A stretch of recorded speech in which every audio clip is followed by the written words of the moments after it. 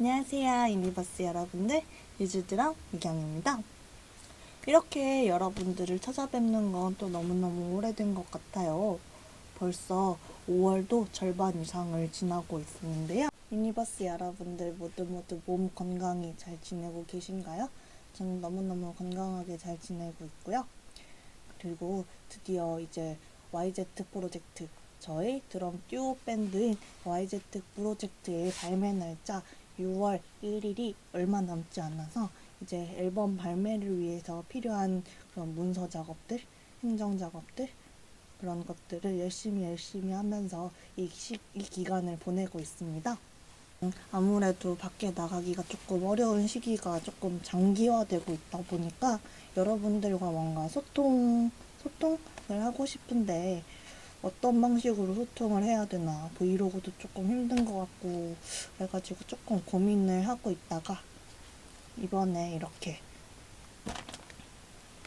짜잔 페달도 구입하고 여기 실버 버튼도 오고 이것저것 언박싱을 해보면 조금 좋을 것 같다는 생각이 들어가지고 이번 달에 온 이 모든 것들을 다 들고 나와봤어요. 한번 저랑 같이 하나하나 다 까볼까요? 일단은 제일 크고 무거운 박스부터 언박싱을 해볼 건데요. 이렇게나 무겁습니다. 이거 같은 경우에는 드럼 유튜버 분들을 많이 구독하고 계신 분들이라면은 한 번쯤은 영상에서 보시지 않았을까 하는 그런 친구인데요. 야마하의 트윈 페달 FP9 체인 드라이브 트윈 페달입니다. 이 친구 같은 경우에는 제가 이제 종종 야마하와 함께 행사나 영상 작업을 같이 할 때 종종 마주치는 그런 페달 친구였어요. 그때마다 되게 부드럽게 밟힌다? 반응 속도가 굉장히 빠르다? 라는 그런 소감이었어서 항상 이걸로 트윈을 밟아보면 어떨까 하는 생각이 있었거든요. 그래가지고 제가 작년 12월 달부터 이거 구입할 수 있나요? 얼마인가요? 저한테 팔아요. 하고 계속 여쭤봤는데 한국에 재고가 계속 없다가 이번 달에 드디어 입고된다는 소식을 듣고 그러면은 찜뽕 해서 드디어 이렇게 제 손 안에 들어오게 되었습니다. 그러면 한번 같이 오픈을 해볼게요.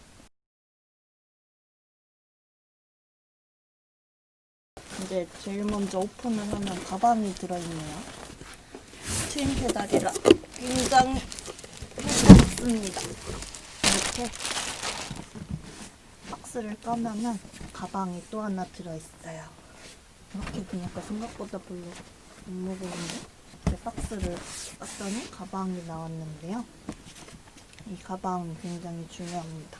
페달을 들고 다닐 때 이제 가방이 튼튼하지 않다거나 가방이 무겁다거나 그러면은 굉장히 곤란한 일이 생깁니다.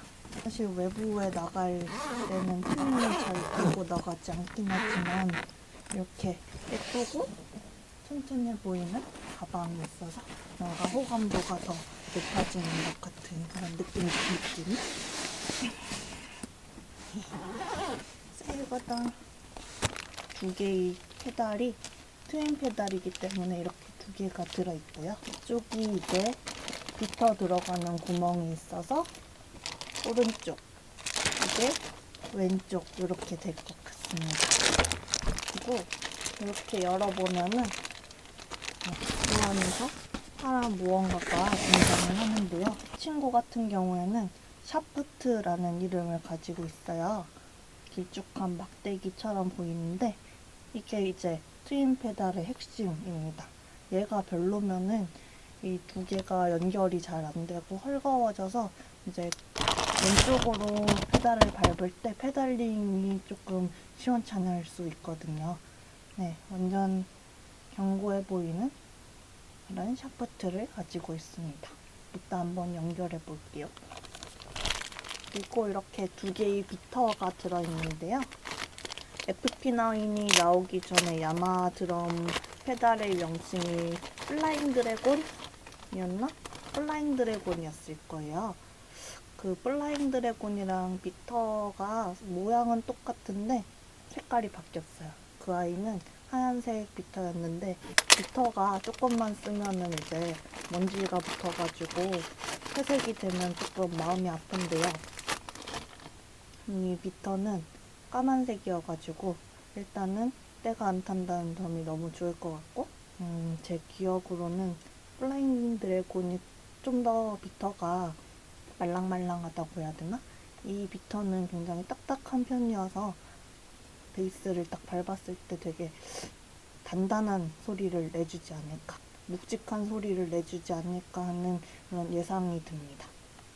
사실 저 같은 경우에는 회사에서 기본적으로 나오는 이런 비터들이 아니라 사용한 지 얼마 안 되긴 했지만 단단한 소리를 내주기 위해서 나무로 만든 비터를 따로 구입해서 사용하고 있었는데요. 한번 기본적으로 안에 들어있는 FP9의 비터와 제가 쓰는 나무 비터 두 개를 한번 비교해보는 영상을 찍어도 굉장히 재밌을 것 같습니다. 본체를 까보면요.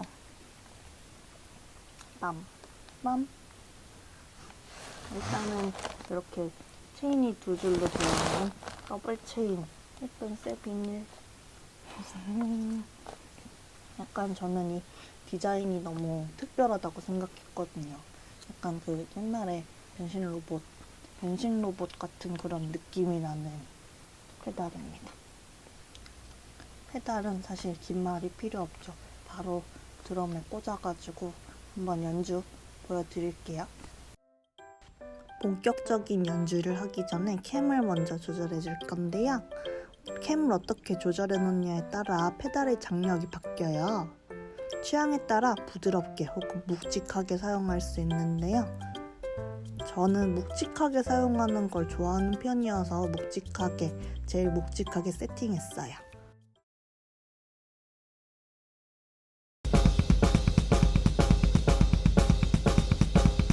짧은 나무 비터로도 한번 연주해 볼게요.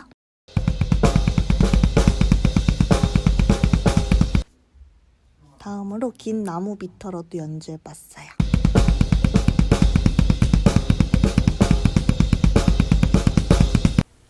야마하의 FP9 체인 드라이브 더블 페달을 가지고 세 가지 비터를 이용해서 며칠 동안 계속 바꿔 껴가면서 연습을 해봤는데요. 되게 다 장점들이 너무 뚜렷하더라고요. 일단은 기본 야마 비터 같은 경우에는 FP9의 장점이 빠른 반응 속도이지 않을까 싶다고 말씀을 드렸었는데 그 장점을 더 극대화시켜주는 그런 비터가 아닌가 싶었어요. 제가 빠른 피린 이런 것들을 연습할 때 제가 딱 의도한 대로 팍팍팍 나와줘가지고 그런 빠른 피린들, 리듬에도 막 잘게 쪼개진 그런 비트들을 연주하시는 걸 즐기시는 분들한테 굉장히 좋은 선택이 될 수 있다라는 생각이 들었고요. 저 같은 경우에는 FP9이 굉장히 좋은 페달이다라고 느꼈던 게 이제 긴 나무 비터를 사용하면서 느끼게 되었던 것 같아요. 왜냐면은 예전에도 이제 나무 비터의 특징인 그런 벅벅하고 헤드에 닿는 그 소리가 들어가는 게 너무 좋아가지고 예전에도 더블 페달을 밟을 때 나무 비터를 써보려고 했는데 이게 너무 저한테 무거워서 그런지 발에 잘 안 맞아서 그런지 계속 발에 무리가 가고 금방 연주를 하다가 금방 지치게 되고 그런 일들이 종종 있었거든요.